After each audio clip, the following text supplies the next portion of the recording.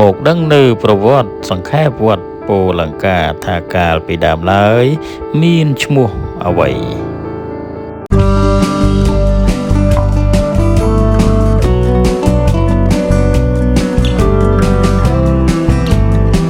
បាទ Channel វត្តអារាមទូសូមគ្រប់អនុញ្ញាតក្រាបថ្វាយបង្គំសម្ដេចព្រះថេរានុថេរៈបដិជគុណគ្រប់ព្រះអង្គ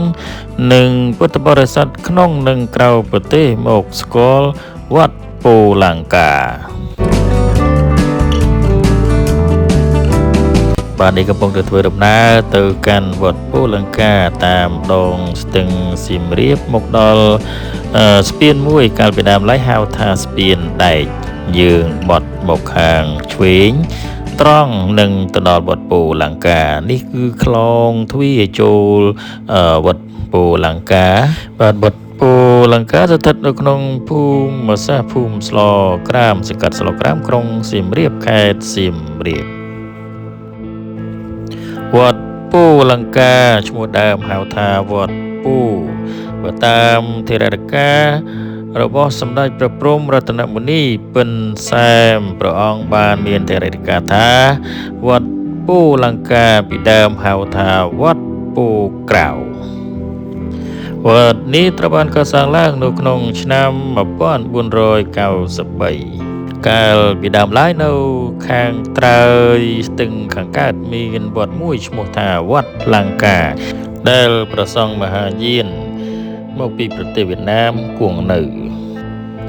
ដោយឃើញវត្តពោក្រៅទុកចោលព្រះសង្ឃវៀតណាមដែលជាពុទ្ធសាសនាមហាយានក៏បានទៅសុំ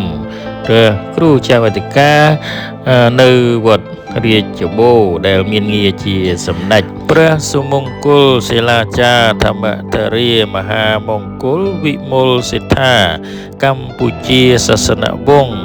រាជាគណៈវត្តបូរបានអនុញ្ញាតឲ្យព្រះសង្ឃមហាយានមកពីប្រទេសវៀតណាមគង់នៅដូច្នេះហើយវត្តពោលង្កាបាន